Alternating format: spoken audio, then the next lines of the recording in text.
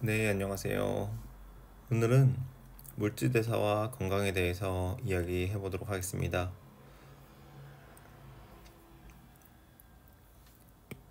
기관계와 에너지 대사, 요양소의 흡수와 이동, 요양소가 흡수되고 이동하는 걸 이제 본대요. 흡수가 되기 위해서 요양소들은 가능한 작은 형태로 분해되어야 되겠죠. 그래서 포도당, 지방산, 아미노산 같은 작은 단위로 분해가 되어 흡수됩니다. 소화기에서는 요양소의 소화와 흡수가 이루어지고 흡수된 요양소는 순환계를 통해서 이동합니다. 소화계, 순환계, 요양소의 흡수와 이동. 요양소는 에너지원으로 이용할 수 있는데요. 탄수화물, 단백질, 지방이 있습니다. 이러한 요양소는 너무 분자가 크기 때문에 세포막을 통과하지 못하므로 음식물이 소화관을 지나는 동안 소화 과정을 통해 작은 분자로 분해돼서 체내로 흡수합니다. 위에서 말했던 이 녀석들이죠. 포도당, 지방산, 아미노산. 그래서 여기 탄수화물은 포도당 종류, 단당류, 단백질은 아미노산, 지방은 지방산과 모노글리세리드로 분해가 됩니다. 요양소의 흡수와 운반. 요양소는 이제 요런 소장의 이제 융털에서 모세혈관과 암죽관으로 흡수가 된 후 순환계를 통하여 온몸의 조직세포로 공급이 됩니다.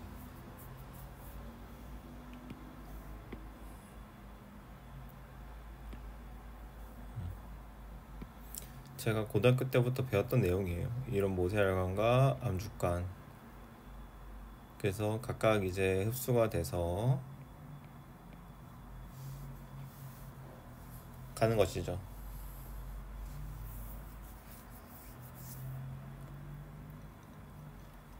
그래서 흡수된 그 물질들은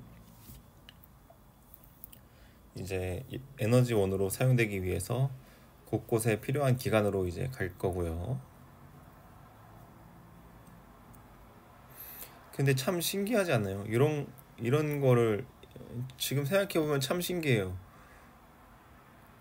배울 때 의문을 갖지 않았어요. 사실 의문을 갖지 않았어요. 아, 포도당은 뭐 혈관으로 들어가고 뭐 지방산과 그런 친구들은 이제 지방 계통 그런 요양소는 암축관으로 들어간다. 뭐 그런 의문은 안 가졌거든요. 근데 지금 문득 의문이 드네요. 이걸 또 어떻게 찾아냈을지. 또 이런 거를 말로 했는데 우리가 볼 수가 없잖아요. 사실 볼 수도 없고 그냥 믿어야 된다는 거죠. 그냥 이런 곳으로 결국 영양소가 들어가서 순환계로 이동해서 순환을 한다. 이제 기체 교환이 나오고요. 기체 교환에서는 뭐 산소랑 CO2가 나오겠죠. 결국엔 우리는 산소가 필요하고 노폐물로 만들어진 CO2를 내보내야 되는데 이러한 것들을 이제 호흡계가 하는 거고요. 이 호흡계는 이제 코, 기관, 기관지, 폐 등으로 이루어져 있고 폐는 작은 주머니 모양의 매우 많은 폐포로 구성되어 있고 공기와 접촉하는 표면적이 넓다. 순환계 심장, 혈관 등으로 구성되어 있고 혈액은 온몸에 퍼져 있는 혈관을 따라 순환하며 물질을 운반한다. 세포는 에너지원을 필요로 하기 때문에 세포에 포도당 공급하고 세포에 O2를 공급하면 세포는 CO2와 그 대사산물인 물을 만들어내죠. 이런 노폐물들은 다시 폐로 가서 몸 밖으로 나가고 이 물은 땀이나 소변으로 나가게 되는 거죠. 요런 이제 대사 과정은 앞에서 배웠던 내용들이고요. 그래서 기체 교환은 방금 말했던 O2를 이제 우리가 받아들이고 CO2를 밖으로 내보내는 그런 과정을 기체 교환이라고 할 수 있겠죠.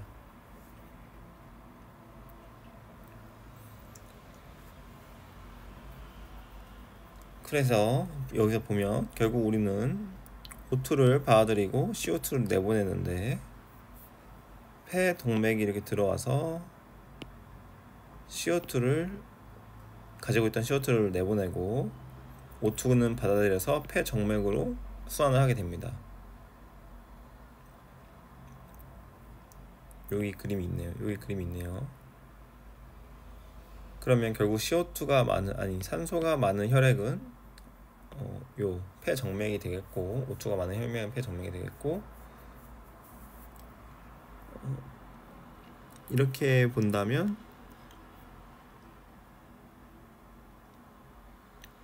지금 폐 정맥은 산소가 많은 거니까 진한 색으로 표시가 되어 있네요. 폐 정맥은 이렇게 대동맥으로 연결돼서 이렇게 몸이나 뭐 소장이나 간이나 이렇게 간 다음에 세포들한테 산소를 주고 CO2를 받은 이런 대정맥들은 다시 돌아와서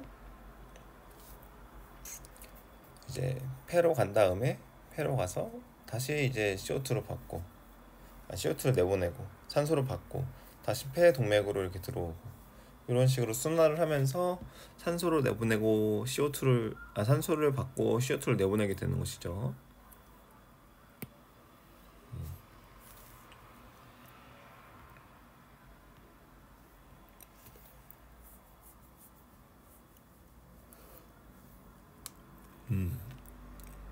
그래서 순환계 물질 운반, 혈액은 소화기관에서 흡수한 영양소와 호흡기관에서 흡수한 산소를 조직에 공급하고, 아까 말했던 그냥 탄수화물만 포도당만 얘기했으니까 이렇게 돼서 CO2와 물이 나오는 거죠.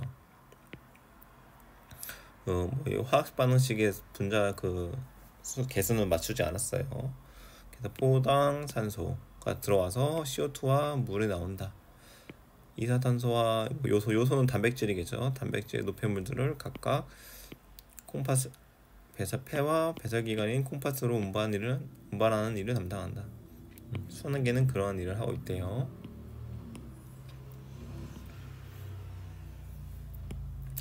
노폐물의 생성과 배설. 노폐물은 결국에는 CO2, 그 다음에 물, 그 다음에 요소, 암모니아 같은 이런 것들을 말하겠죠. 그래서 여기도 CO2, 물, 암모니아 이렇게 나와 있네요. 이런 것들은 폐, 그리고 물은 오줌이나 날숨에서 통하거나 땀으로 배출될 수 있고, 암모니아는 간에서 요소로 전환된 후 콩팥에서 걸러져 오줌으로 배설된다. 이렇게 나와 있어요. 노폐물의 생성과 제거가 나와 있고요. 이 내용은 위에 그림에서 설명한 것과 같죠. 여기서 읽은 부분하고도 같고요. 생콩즙으로 오줌 속의 요소 분해하기. 내용을 지금 보면은 결국에 뭐예요? 생콩즙에는 요소를 분해하는 그런 뭐가 있다는 거죠. 효소가. 그래서 어떤 건지 이제 보면, 물에 불린 콩을 물과 함께 믹서기에 넣고 갈아서 거름막으로 걸은 생콩즙을 만들어요. 즙을 만든 다음에 증류수, 요소, 오줌을 준비해요. 증류수, 요소, 오줌, 생콩즙 이렇게 준비합니다. 그래서 이제 각각 섞는 거죠. 증류수 섞고, 요소 섞고, 오줌 섞고, 섞어서요. 시험관을 이제 보는 거죠. 이 섞은 게 다 D, E, F 이렇게 나와 있네요. 그래서 변화된 색을 이제 봐야 되는데 다 초록색이네요. 얘네들은 다 초록색인데 지금 생콩즙 때문에 노란색으로 이제 변한 것 같고, 그 다음에 여기에서는 푸른색으로 변했네요. 그래서 이게 왜 이런 반응이 일어난지 한번 살펴볼 요거 하니까 BTP 용액은 산성일 때는 노란색. 그럼 여기 노란색이니까 여기는 산성이라는 거죠. 산성. 중성일 때는 초록색. 그럼 여기는 중성이라는 거예요. 중성. 염기성일 때는 푸른색. 여기는 염기성이라는 거죠. 염기성. 염기성. 그래서 보면 생콩즙에 있는 효소 유레이즈는 요소를 분해하여 염기성인 암모니아를 만들어낸다. 이 암모니아의 출처가 염기성의 출처가 암모니아였네요. 암모니아 생성한다. 따라서 요소가 포함되어 있는 용액 생콩즙을 넣으면 생콩즙 속의 유레이즈가 요소를 분해하여 암모니아를 생성하게 되므로 BTP 용액을 넣으면 푸른색을 띈다. 여기 BTP 용액을 떨어뜨려서 색깔 변을 관찰한다 라고 되어 있으니까 이런 설명을 할 수 있는 거죠. 그리고 산성. 그러면 여기는 아무것도 안 들어있죠. 증류수밖에 안 들어있고 생콩즙밖에 안 들어있죠. 그럼 생콩즙에는 어떠한 물질이 들어있는 거예요? 산성 물질이 들어있는 거고, 그렇죠? 생콩즙에는 산성 물질이 들어있는 거고, 나머지 여기 안에 들어있던 친구들은 다 중성 물질이니까 요소와 오줌에 들어있던 뭐가 지금 중성이라는 거죠? 요소가 중성이었다는 거죠. 요소는 중성이고 암모니아는 염기성이고 생콩즙에 들어있는 어떤 물질들의 총합은 산성이었다. 이렇게 이제 분석을 할 수 있겠죠. 그래서 E, F 모두 생콩즙 속 유레이즈에 의해 요소가 분해되어 암모니아가 생성되었으므로 푸른색을 띈다. 이런 결론을 나타낼 수 있습니다.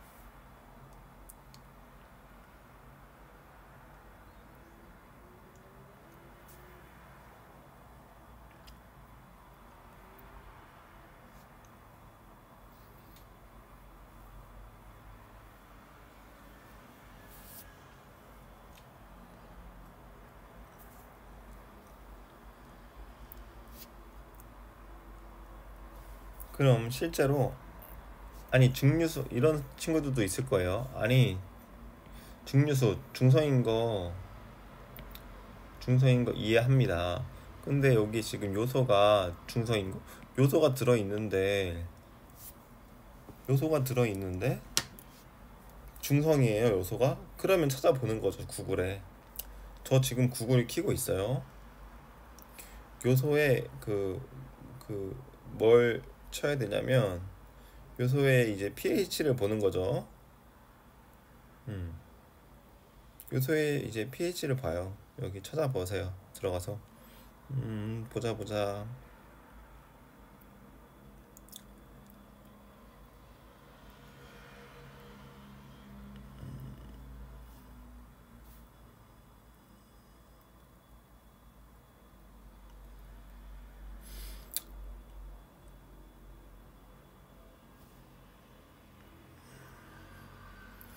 요소의 pH를 보니까 요소는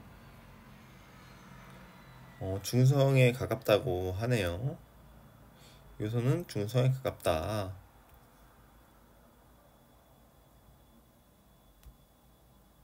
요소의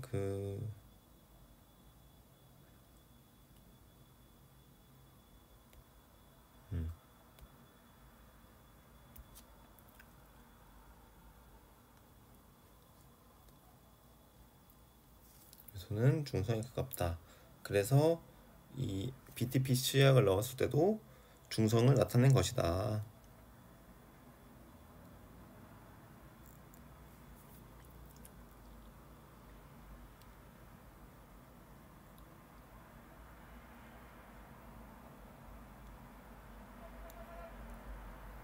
그렇게 생각해보면 되겠죠. 그래서 구글링 했는데 요소 중성이래요. 찾았으니까 초록색 맞네요. 그리고 생콩즙. 생콩즙이 노란색인 이유는 이 생콩즙에 있는 어떤 물질이 산성이기 때문이겠죠. 음, 산성일 거고.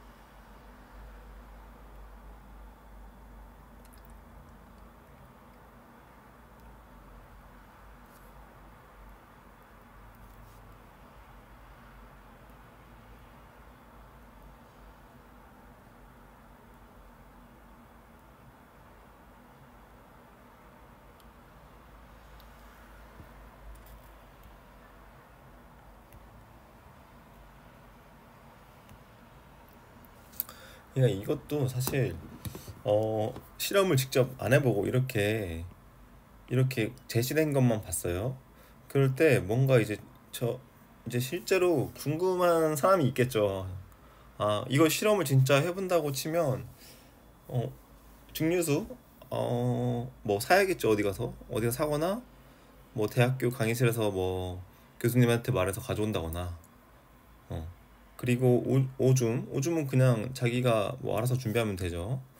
그리고 그 요소 용액은 뭐 요소 용액도 어디서 뭐 사야 될 것 같고요.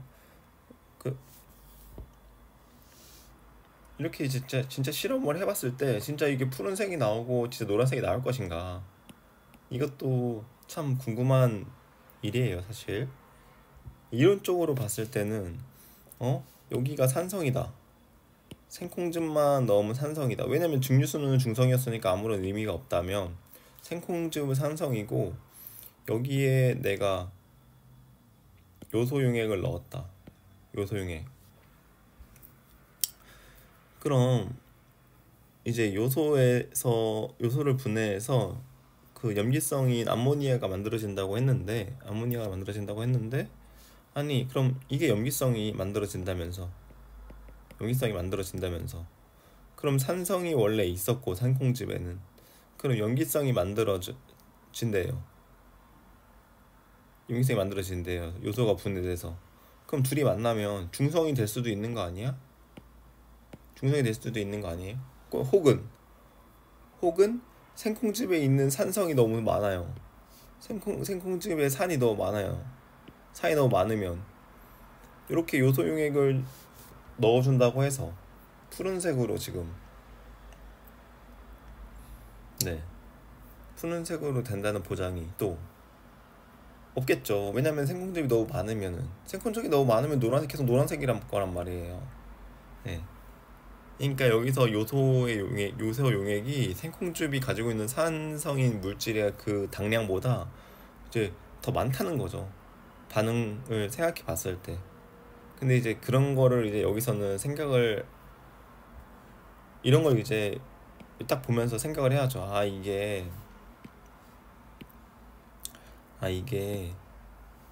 이게 무조건 푸른색이야? 이게 무조건 푸른색이 나와? 이게 무조건 푸른색이 나와? 여기 그냥 배우는 입장에서는 그냥 교과서에서 푸른색이래. 아, 그럼 푸른색이다. 왜 푸른색이야? 암모니아가 나온대. 암모니아가 나오면 다 푸른색이야? 여기까지 가야 된다는 거예요. 아니, 푸른색이래. 그래, 푸른색이 암모니아야. 푸른색이래. 암모니아 나오는데 이 암모니아 염기성이야. 그래서 푸른색이야. 라고 그냥 받아들이는 사람이 있는가 하면, 아니, 푸른 건 알겠어. 그런데 암모니아가 나오는데, 그럼 암모니아가 나와서 푸른색이야? 그런데 처음에 생콩즙에 산성 물질이 있었잖아. 그럼 산성 물질은 뭐 어디 갔어? 사라진 게 아니잖아. 그렇죠?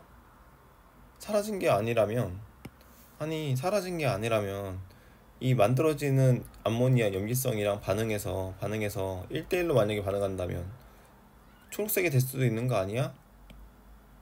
초록색이 될 수도 있는 거 아니야? 라고 한번 생각을 해봐야 된다는 해봐야 된다는 거죠, 사실상. 요 실험을 탐구 자료를 봤을 때. 예. 그리고 그냥 노란색이 될 수도 있는 거고요. 그냥 노란색이다. 왜 그냥 노란색이다? 요소가 너무 적게 요소를 너무 쥐꼬리만큼 준 거겠죠. 쥐꼬리만큼 요소 용액을 떨어뜨렸어요. 여기 생콩즙이 있는데 그냥 실험을 안 해도 알겠죠. 생콩즙이 있어요. 이렇게 욕조에다 받아놨어요. 욕조에다가 노란색 생콩즙을 이렇게 받아놨다고요. BTB 용액을 떨어뜨린 거를. 근데 여기에 두 방울 요소를 떨어뜨렸어요. 두 방울 요소 똑똑 떨어뜨렸어요. 그럼 얘 노란색이 바뀔까요? 푸른색으로 갑자기 확 바뀔까요? 아니요. 제 생각에는 노란색이에요. 얘는 노란색이에요. 그대로. 이 양이 결국에는 결정한다는 거죠. 근데 결국에는 지금 이제 뭘 얘기하냐면 요만큼 양이 비슷했을 때의 실험을 여기서 근데 말을 안 해줬죠. 얼마의 양이라고는. 근데 양을 똑같이 이제 비슷하게 했으니까 어느 정도 비슷한 양을 반응을 시키면 요런 실험 결과가 나온다라고 이제 설명을 해주는 건데, 실제로 실험을 해보지 않은 사람 입장에서는 그냥 받아들여야 되니까 어떤 괴리감이 올 수도 있죠. 뭐 시간 많고 돈 많으면 실제로 하면 해보는 거죠. 뭐 이런 거 근데 사실 고등학교 된 입장에서 해보는 게 아니라 중학교 때 이런 거는 사실 나오면 중학교 때 수행평가로 뭐 이런 거 해보면 재밌겠죠. 그리고 실제로 해볼 때도 생콩즙에다가 요소 용액을 떨어뜨리면서 이렇게 하면 이제 노란색이 이제 뭐 가다가 어느 순간 초록색이 되는 부분이 있겠죠. 중성일 때. 그쵸?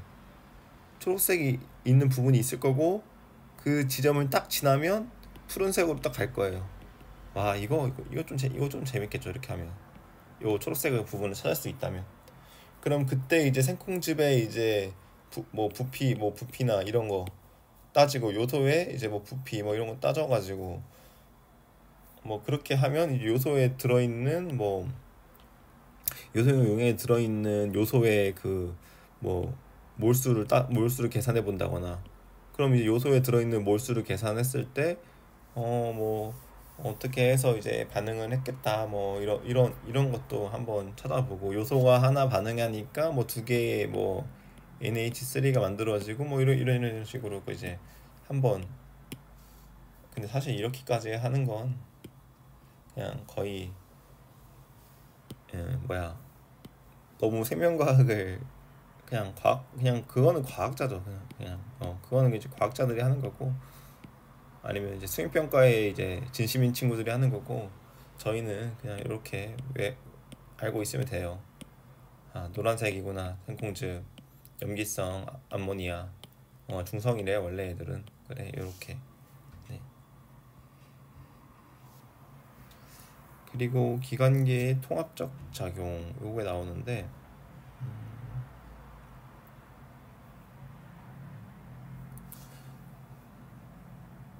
기관계의 통합적 작용은 통합적으로 뭐 기관계가 작용한다는 거겠죠. 기관들이 이제 서로 이제 통합적으로 얽히고 설켜 있다는 거겠죠. 그래서 상호작용, 소화계와 순환계, 소화하고 순환시킨다. 호흡계, 산소, 이산화탄소를 이제 운반한다. 순환계, 배설계, 노폐물, 아까 말했던 그런 노폐물들을 콩팥까지 운반하고, 콩팥에서 노폐물을 걸어서 밖으로 내보낸다. 이 요소, 이런 친구들. 각 기관계의 통합적 작용, 소화, 호흡, 순환, 배설, 신장, 순환, 혈관, 호흡, 폐, 이 소화, 각종 그 소화기관, 이런 것들이 기능을 수행하면서 서로 협력해가지고 생명 활동을 원활하게 유지하도록 한대요. 그래서 이제 순환계는 하나의 이제 중심에 자리 잡고 소화시키고 호흡시키고 배설시키고 조직세포에서 이런 영양소를 노폐물을 주고받고 하면서 다 연결돼 있다는 거죠. 그리고 대사성 질환과 에너지 균형. 대사성 질환, 우리 몸의 물질대사 장애로 인하여 발생하는 질환을 모두 일컬어 대사성 질환이라고 한다. 참 많죠. 환자분들 고혈압 가지신 분, 고지혈증, 그 다음에 당뇨병 뭐 이런 분들이 되게 많아요. 그 당뇨병, 고혈압, 고지혈증, 심혈관계 질환, 뇌질환 이런 거 그냥 알아두세요. 뭐 인슐린 분비가 부족하거나 인슐린이 분비되어도 제대로 작용하지 못해서 당뇨병이 발생하는 거, 인슐린 분비 부족한 거를 뭐 1형 당뇨병, 제대로 작용하지 않은 거 2형 당뇨병 뭐 이렇게 말하는데 그런 것까지는 알 필요 없고, 고혈압, 혈액이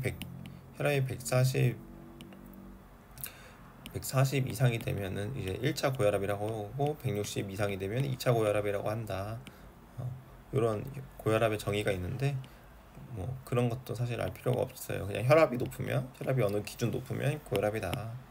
고지혈증, 고지혈증은 뭐 보통 LDL 수치로 얘기를 하는데 LDL 수치가 많이 올라가면 고지혈증, 고지혈증에 이제 고지혈증이라고 하고, 콜레스테롤이나 중성지방 들이 많은 상태로 쌓이면 동맥경화는 탄력이 떨어지고 심혈관 질환의 원인이 된다. 그래서 다 이제 대사성 질환이라는 거죠. 대사증후군은 비만 문제가 커요. 비만이 되게 중요합니다. 그래서 대사증후군에 걸리지 않는 것이 되게 중요하다. 대사증후군 예방, 대사증후군을 방치하면 당뇨병 이런 심각한 질환 발생 가능성이 높으므로 예방하는 것이 중요하다. 음식도 너무 튀긴 거, 기름진 거 먹지 말고, 그리고 뭐 너무 짠 거, 너무 매운 거 이런 거 하면 안 되고, 그리고 운동도 꾸준히 유산소 운동이나 무산소 운동을 꾸준히 이제 해주는 게 예방이 되겠죠. 고지혈증, 고지혈증은 이렇게 이제 상태를 말하고, 콜레스테롤이 혈관막에 쌓여 흐름을 방해하면서 멈추기도 한다. 혈액이 수월하다. 혈액의 흐름이 약해진다. 흐름이 멈춘다. 근데 지금 요런 그림이 있는데 사실 이런 그림도 사실 좀 약간 보면 이상해요. 제가 보면 왜 제가 보면 이상하냐면, 여기 지금 보세요. 콜레스테롤이 쌓임. 근데 어떻게 쌓여요? 이렇게 쌓이고 있죠. 이렇게 쌓이는 거는 거의 이제 볼 수가 없어요. 그냥 한쪽에 쌓이는 거예요. 이렇게 표현하지 않아요. 한쪽 여기나 한쪽이 쌓여서 점점 이렇게 증가하는 겁니다. 이 일러스트러 당연히 이 그림을 그리시는 분은 모르는데 뭐 이렇게 쌓일 수도 있겠죠. 이렇게 쌓일 수도 있는데, 이 콜레스테롤 쌓이는 이 고지혈증 뭐 단원 어디 가서 이제 뭐 병태생리학이나 이런 걸 이제 본다 치면 그 교과서에는 이렇게 안 나와 있어요. 한쪽에서 쌓인다고 나와 있어요. 동맥관이 이렇게, 그러니까 혈관을 이렇게 가운데서 이제 본다고 치면 이렇게 이제 벽이 이렇게 혈관이 좁아지는, 이렇게 이제 중성지방이 쌓이는 거, 이런 콜레스테롤이 쌓이는 거, 이렇게 이제 여기서 점점 부풀어 오르는 거죠. 그래서 여기가 이제 짧아지는 거, 여기가 이제 단면이 혈관이 좁아지는 거죠. 여기 혈관이 좁아지는 거죠. 이렇게 한쪽이 부풀어 오르게 된다. 한쪽이 점점 쌓이게 된다. 이렇게 양쪽으로 쌓여서 좁아지는 거는 아니다. 뭐 이런 케이스도 있겠죠. 근데 일단 뭐 그게 중요한 게 아니니까, 어쨌든 제일 중요한 건 뭐 혈관이 좁아진다. 그래서 혈액의 흐름이 멈추게 되고, 그렇게 된다고 치면은 이게 혈관이 터지기도 한다. 그러면 이제 이게 이제 심장에서 터지면은 이제 큰일 나는 거죠. 그래서 이 막힌 거를 뚫어주기 위해서 뭐 그런 거 많이 들어보셨잖아요. 뭐 요거를 뚫어주는 그런 뭐 스텐트 뭐 이런 걸 한다. 뭐 들어보셨죠? 네, 그런 걸 한다고 하네요. 그리고 에너지 균형, 생명 활동을 정상적으로 유지하고 건강한 생활을 하기 위해서 음식물 섭취로부터 에너지 양과 활동 소비에서 에너지 양의 균형을 잘 이뤄야 된다. 에너지 먹는 게 먹 에너지가 소비하는 에너지보다 많으면은 이 에너지는 저장하게 되고 이 저장은 지방으로 저장될 수도 있죠. 그렇기 때문에 살이 찌는 거고 같거나 소비 에너지가 많게 해야지 이제 저장을 안 하겠죠. 저장을 안 하게 된다. 기초대사량 쉽게 뭐냐면 아무것도 안 하고 그냥 아무것도 안 하고 가만히 숨만 쉬었을 때 필요한 에너지, 최소한 에너지라고 보면 돼요. 그때 기초대사량이 높은 사람은 살이 덜 찌겠죠. 왜냐면은 그냥 기본적으로 에너지가 많이 소비되니까 살이 덜 찌겠죠. 그래서 활동대사량, 밥 먹기, 운동하기, 다양한 소모되는 에너지다. 1일 대사량, 기초대사량과 활동대사량 더한 값으로 하루 동안 필요한 총 에너지다. 기초대사량, 숨만 쉬는 거 그냥 가만히 있을 때 1000 소비되고 활동 1500 소비되면 우리는 1일 대사량을 2500이라고 잡는다. 에너지 섭취량, 소비량 균형을 맞춰야 된다. 에너지 부족하게 해야 된다. 뭐 요게 제일 좋겠죠, 유지하는 데는. 근데 이렇게 돼버리면 결국엔 문제가 생긴다. 문제가 생길 수 있다. 또 생긴다라고 하면 안 돼. 또 생길 수 있다. 이렇게 약간 워딩을 이렇게 해줘야 돼. 워딩. 이렇게 된다고 해서 무조건 문제가 또 하지 않는 경우도 있으니까 문제가 생길 수 있다. 생긴다가 아니라 생길 수도 있다. 이렇게 약간 좀 빠져나갈 구멍을 만드는 거죠. 공부 이렇게 하면 좀 재밌는데. 그래서 이제 1일 에너지 섭취량과 소비, 사실 이런 거 보기 싫은데 왠지 뒤에 문제 나올 것 같아요. 그러면 제가 못 풀 것 같거든요. 그래서 일단 한번 볼게요. 섭취량과 섭취량, 소비량 이런 거 나타났네요. 점심, 아침, 점심, 저녁 다 더한 거겠죠. 그럼 150, 30 그러면 2700 여기 얘는 2700을 먹고 하루 합산 2700 에너지. 그럼 에너지 활동량 1시간 요거니까 어떻게 계산해요? 잠자기 1 곱하기 60 곱하기 7시간 자나 보네. 몸무게가 60kg인가 봐요. 60kg네요. 60kg 67 1.8 곱하기 60 곱하기 3 이거 한 시간 알려줬거든요. 여기 이렇게 7, 3 이렇게 다 알려줬으니까 싹 다 해서 하면 2712 더 많으니까 12만큼 12kcal만큼 부족하다. 균형을 이루고 있다고 하네요. 부족한데 그냥 대충 맞으니까. 오차 범위가 1% 안에죠. 1%가 27이니까 그러니까 그냥 균형을 이루고 있다라고 보는 것 같아요. 여기까지 하면은 이제 뭐예요? 물질 대사와 건강을 이제 본 거고요. 2점 테스트랑 3점 테스트를 이제 풀면 되는데 그건 이제 다음 시간에 또 이어서 할게요. 이번에 좀 요거 어떤 거야? 생콩즙 이야기 때문에 좀 말이 많아졌죠.